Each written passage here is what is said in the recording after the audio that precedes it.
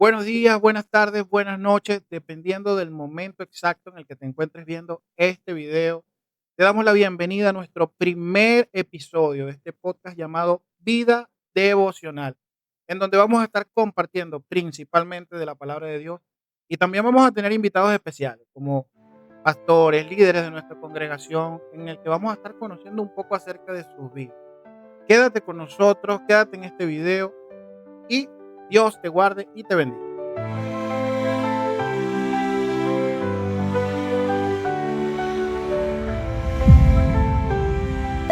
Bienvenidos a Vida Devocional.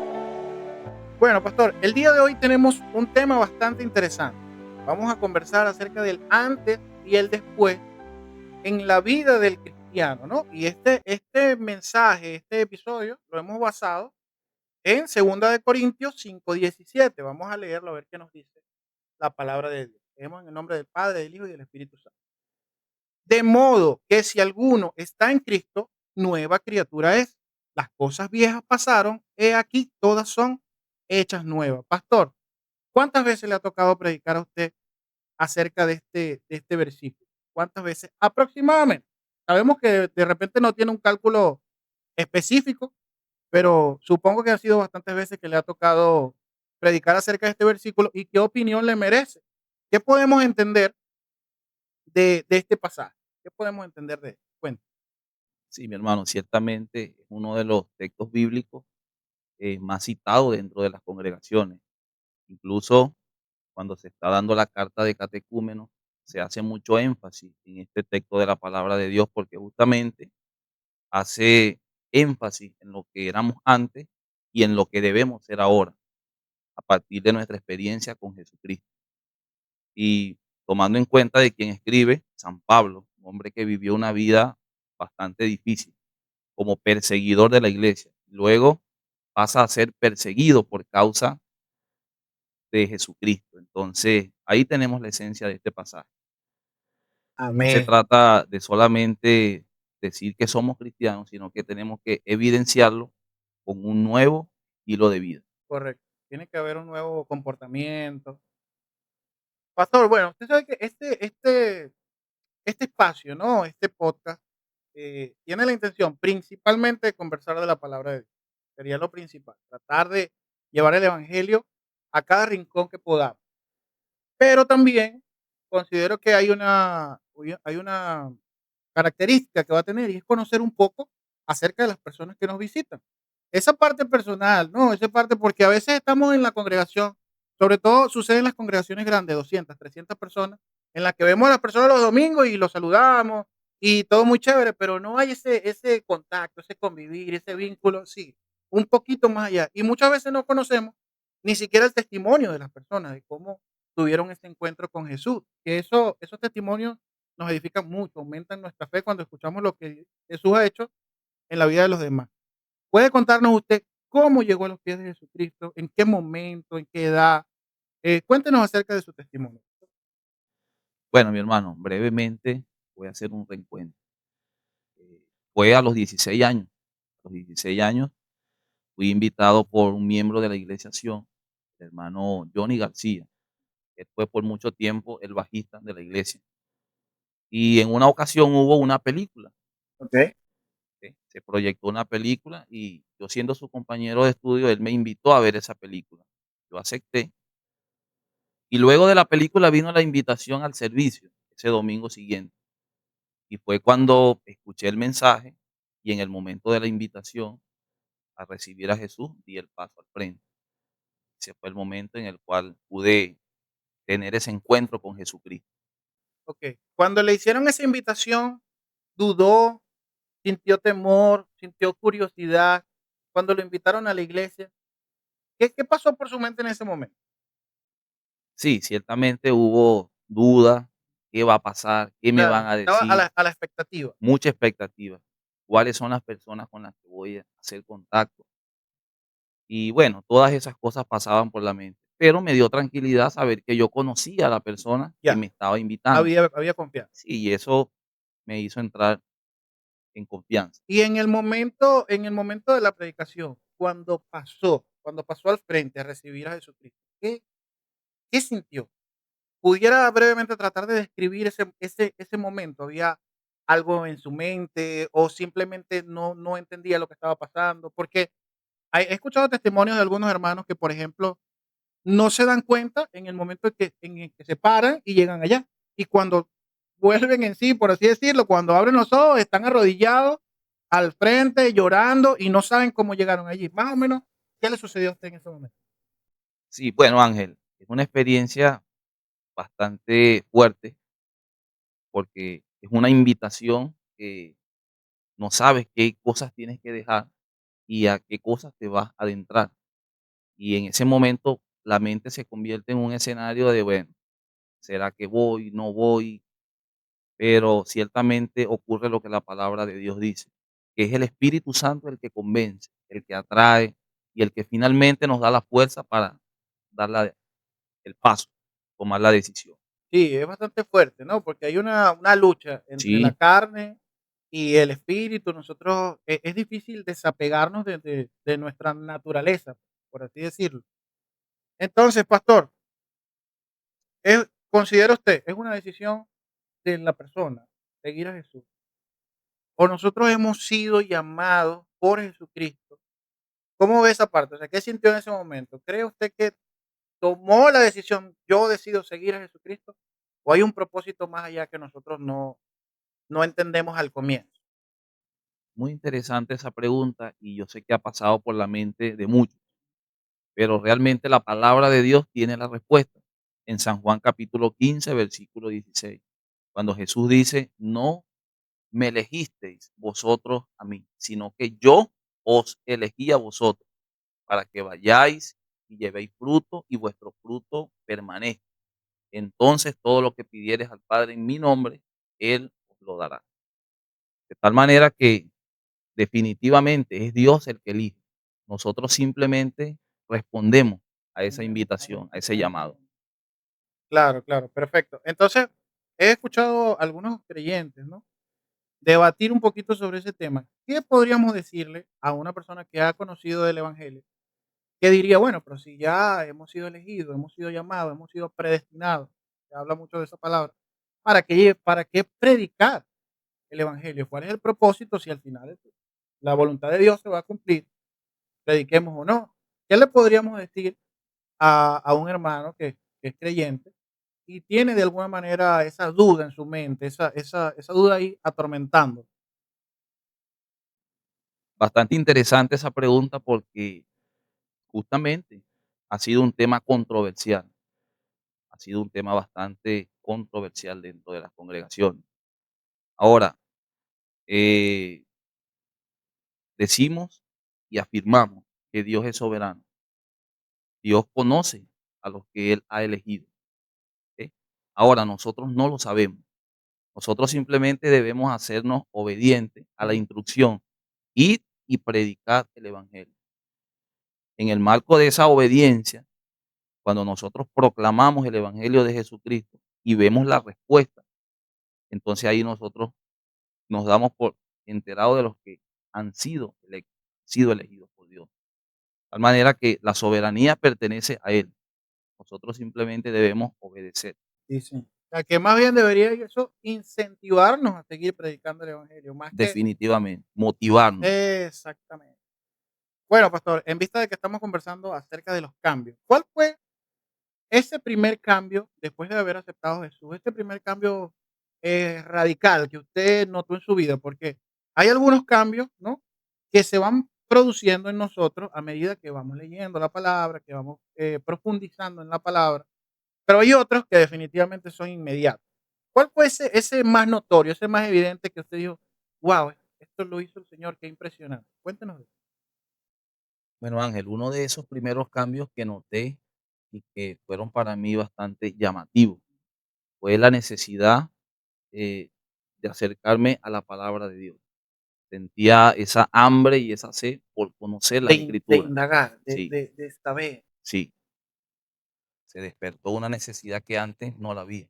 Claro, bueno, en su caso había ese propósito, hoy en día lo conocemos, ¿no? Hoy en día usted es pastor de una congregación y imagino que en ese momento fue donde este llamado, donde hubo la respuesta, pues. de ese llamado que le hizo el Señor, para que hoy en día, bueno, predicara y qué bueno, qué bueno. Eh, Conocer a Jesús, ¿cómo transformó sus relaciones interpersonales? En su área de trabajo, en su familia, con su esposa, con sus amigos. ¿Cómo fue eso? ¿Hay alguna anécdota que le haya sucedido una vez que recibe a Jesús? ¿Hay algún momento que haya sentido desprecio, burla por haber recibido a Jesús? Por lo menos en mi caso, en alguna oportunidad me dijeron que eso era para viejos. Cuando yo recibí a Jesucristo me dijeron: "No, pero es que tú estás muy joven, y eso es para los viejos, eso es para la persona ya mayor, y ya cuando tú tengas 50, 60 años tú puedes hacerlo, pero ahorita no". Y yo, bueno, no. Es una creencia, Sí, sí, sí. es una creencia de las personas, pues, ¿no? Entonces, ¿cómo transformó, recibir a Jesús esas relaciones interpersonales? Bueno, Ángel, ciertamente con 16 años no fue nada fácil. Estaba en un liceo, ya me conocían, Ujú, sabían lo que yo practicaba correcto, y bueno, llegar nuevamente al salón y sabiendo que ahora soy creyente y evidenciando el cambio, que ya no participaba de las cosas que antes exacto, eso es lo más era difícil, protagonista, eso ciertamente fue un cambio. Y muchos comenzaron a criticar, a señalar, correcto. y bueno, un montón de cosas que como cristianos ahora sabemos que son necesarias que pasen. Sí, me imagino que le decían: "No, ahora es evangélico, ahora tal Sí, cosa". claro.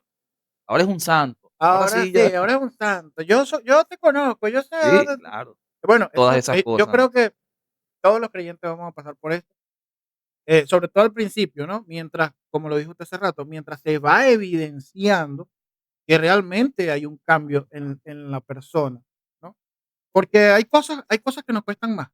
Hay cosas que, por ejemplo, conversaba en estos días con una hermana de la congregación y me decía: "Me es tan difícil perdonar".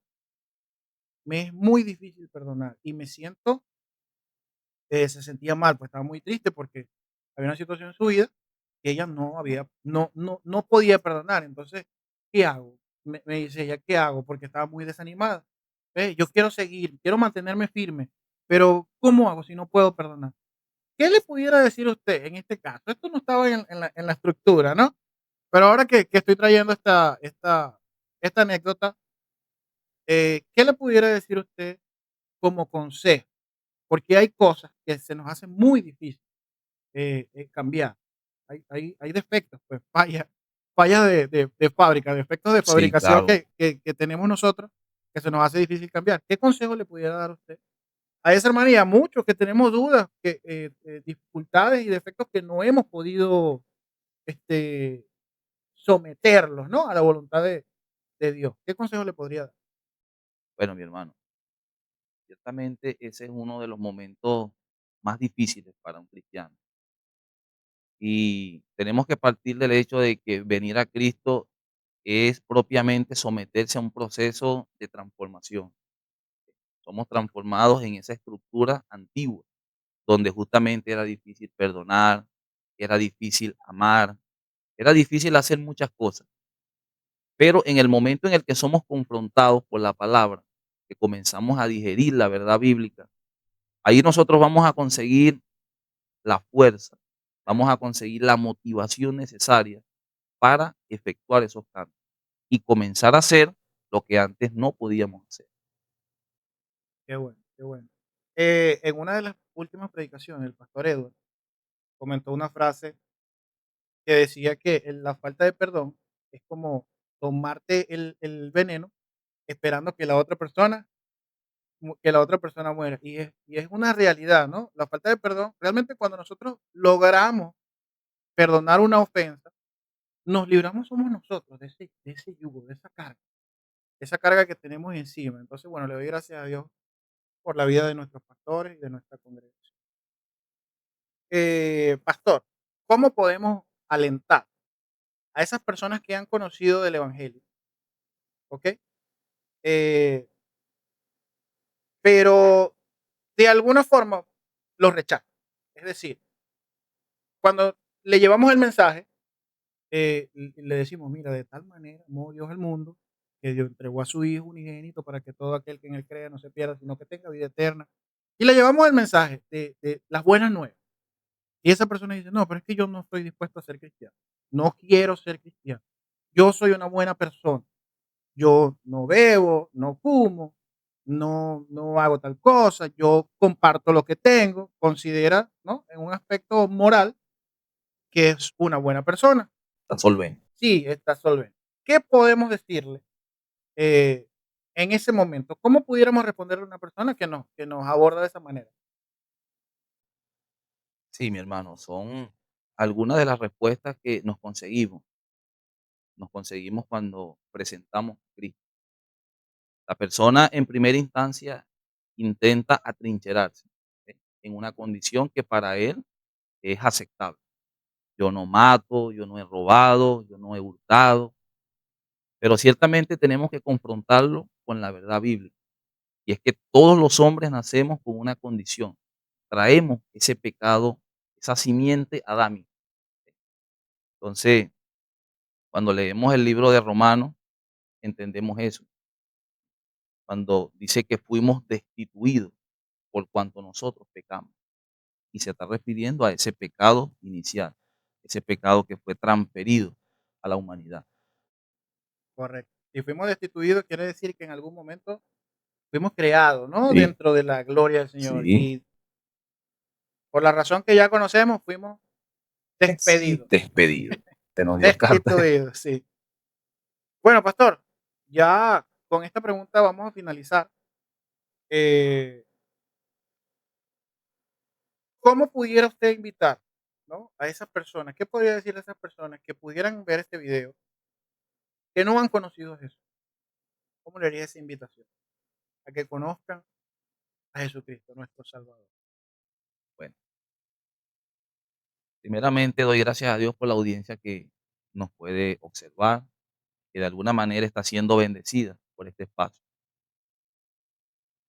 La pregunta que tú me haces es bastante interesante porque todos los seres humanos deberían entender de que Dios siempre está tocando a las puertas del corazón, como lo dice Apocalipsis. He aquí yo estoy a la puerta y llamo. Es una invitación constante y no debiéramos tardar en abrir la puerta, porque ciertamente el que está tocando y quiere entrar desea nuestro bien, desea bendecir, desea darnos vida y vida en abundancia. Ciertamente en este cuerpo son pocos los años que podemos durar en esta tierra. Y el amigo, la amiga, el joven que nos ve debería pensar de que tiene una responsabilidad con el alma, esa alma que está dentro de él, y que una vez que abandonemos este cuerpo, comenzaremos a vivir una eternidad.